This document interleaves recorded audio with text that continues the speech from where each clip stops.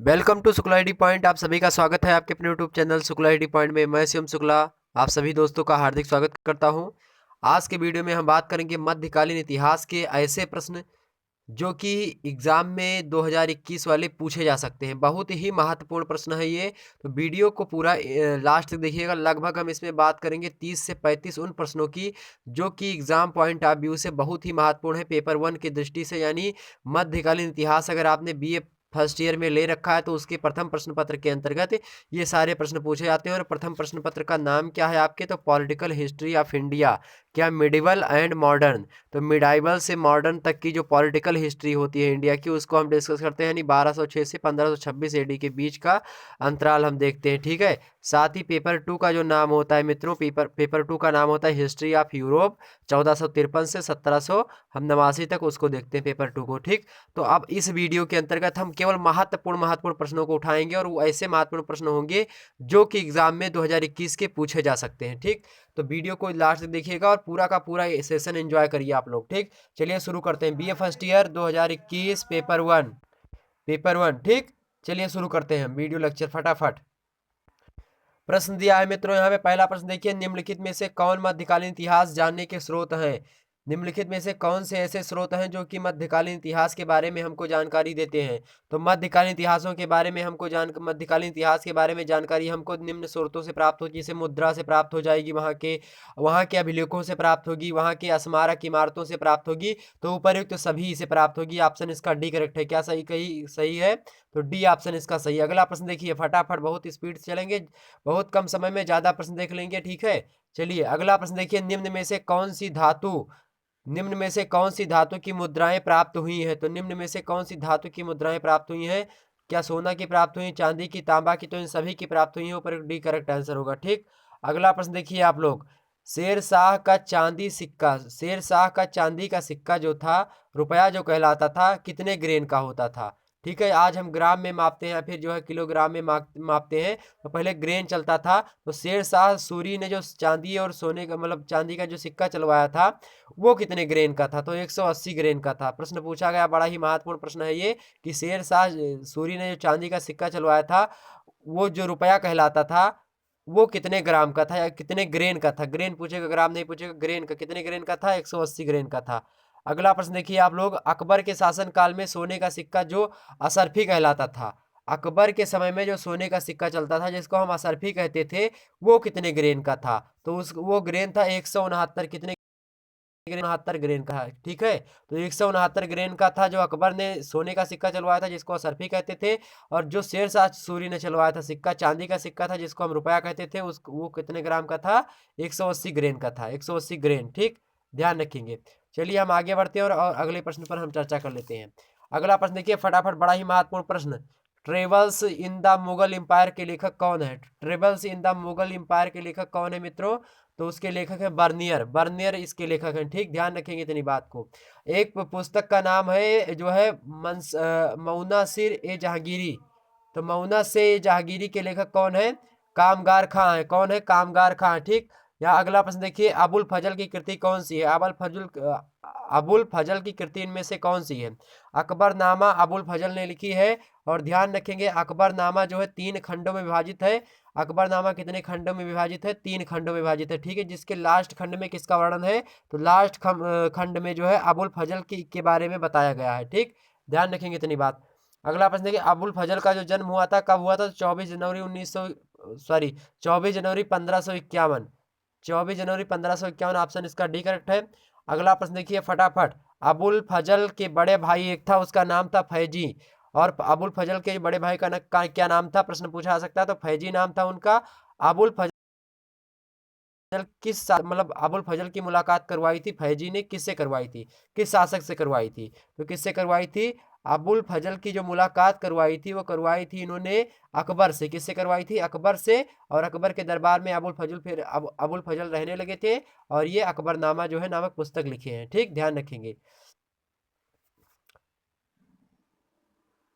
और अबुल फजल की हत्या कर दी गई थी। अबुल फजल की हत्या किसके द्वारा की गई थी, बुंदेला सरदार था, उसका नाम था वीर सिंह देव। तो वीर सिंह देव बुंदेल का सरदार था, बुंदेला सरदार था, उसके द्वारा हत्या कर दी गई थी अबुल फजल की। कब, 19 अगस्त 1602 में। 19 अगस्त 1602 में जो है इनकी हत्या कर दी गई थी अबुल फजल की। ठीक, ध्यान रखेंगे इतनी बात को। आगे हम बढ़ते हैं और प्रश्न देख लेते हैं। अगला प्रश्न देखिए, अलाई दरवाजा का निर्माण किसने करवाया था? तो अलाई दरवाजा का निर्माण किसने करवाया था? फटाफट देखिए, अलाई दरवाजा का निर्माण किसने करवाया था? अलाउद्दीन खिलजी।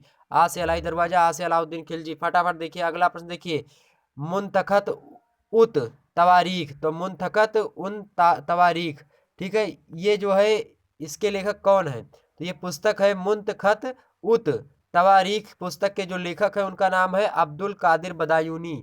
अब्दुल कादिर बदायूनी। ये सब क्या है? ये सब विचारक हैं और जो है विदेशी यात्री भी कहीं कहीं से आते रहे हैं। ठीक, अगला प्रश्न देखिए, चचनामा किस भाषा का ग्रंथ है? चचनामा किस भाषा का ग्रंथ है? फटाफट बताइए, चचनामा किस भाषा का ग्रंथ है? अरबी भाषा का ग्रंथ है चचनामा। अगला प्रश्न देखिए, तौकात ए नासरी का लेखक कौन है? तौकात ए नासरी का लेखक कौन है? मिनहाज सिराज। मिनहाज सिराज ऑप्शन इसका सी, मिनहाज सिराज। यहाँ पे नहीं दिख रहा। मिनहाज सिराज के द्वारा कौन सी पुस्तक लिखी गई? तबकात ए नासरी। ठीक, ध्यान रखेंगे। जबकि जो है कौन है? ख्वाजा अब्दुल मलिक इसामी। ख्वाजा अब्दुल मलिक इसामी कौन सी पुस्तक लिखते हैं? फुतूह उल सलादीन पुस्तक। ठीक, एक प्रश्न पूछा था, हुमायूं की बहन का क्या नाम था? तो हुमायूं की बहन का क्या नाम था? गुलबदन बेगम नाम था उनका। ठीक है, क्या नाम था? गुलबदन बेगम नाम था। एक प्रश्न और देखेंगे, तहकीके हिंद अथवा फिताबुल हिंद। तहकीके हिंद अथवा फिताबुल हिंद पुस्तक के लेखक कौन है? अल बरूनी है। अल बरूनी जो है वो किस समय आए थे भारत में? महमूद गजनबी के समय में आए थे। महमूद गजनबी के साथ आए थे। महमूद गजनबी के साथ कौन आया था? तो अल बरूनी आया था। और अल बरूनी ने कौन सी पुस्तक लिखी है? तहकीके हिंद और फिताबुल हिंद। इससे हमको भारत के बारे में जानकारी प्राप्त होती है। ठीक, चलिए अगले प्रश्न की ओर हम बढ़ते हैं। अगला प्रश्न देखिए, कुतुब उल इस्लाम मस्जिद कहाँ पर स्थित है? कुतुब उल इस्लाम मस्जिद स्थित है दिल्ली में मेरे प्यारे दोस्तों। दिल्ली में स्थित है कुतुब उल इस्लाम मस्जिद। बहुत ही महत्वपूर्ण प्रश्न है। और कुतुब उल इस्लाम मस्जिद का निर्माण किसने करवाया था? तो निर्माण करवाया था कुतुबुद्दीन ऐबक ने। किसने करवाया था? कुतुबुद्दीन ऐबक ने करवाया था। ध्यान रखेंगे। ठीक, किसने करवाया था? कुतुबुद्दीन ऐबक ने करवाया था। एक प्रश्न और पूछा जा सकता है कि अकबर काल में जो मुद्रा चली थी सोने की, जिसको हम असरफी कहते थे, तो 169 ग्रेन की तो होती ही थी, लेकिन उसका आकार कैसा होता था? गोल, चौकोर, त्रिभुजाकार, आयताकार कैसा होता था? तो अकबर कालीन मुहर जो चलाई गई थी सोने की, जिसको हम असरफी कहते थे, जो कि 169 ग्रेन की होती थी, वो किस आकार की थी? गोल गोल होती थी। ठीक, ध्यान रखेंगे इतनी बात।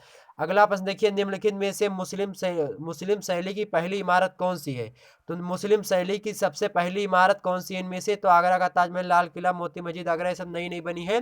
कुतुब उल इस्लाम मस्जिद जो है सबसे प्राचीन है इनमें से, क्योंकि इसका निर्माण किसने करवाया था? इसका निर्माण करवाया था कुतुबुद्दीन ऐबक ने। कहाँ पे है ये रखेंगे। अगला प्रश्न देखिए, कुतुबुद्दीन ऐबक के कारक की दूसरी इमारत कौन सी है? तो कुतुबुद्दीन ऐबक के कारक की दूसरी इमारत कौन सी, मतलब उनके कार्यकाल की, या फिर उन्होंने जो बनवाई? तो कुतुब मीनार। ठीक, कुतुब मीनार। अगला प्रश्न देखिए, अजमेर में कौन सी इमारत स्थित है? अजमेर में क्या स्थित है? 2.5 दिन का झोपड़ा। क्या स्थित है? 2.5 दिन का झोपड़ा स्थित है। चले हम आगे बढ़ लेते हैं और अगला प्रश्न देख लेते हैं। ठीक, अगला प्रश्न आपके सामने है मित्रों। अगला प्रश्न क्या है? अमीर खुसरो।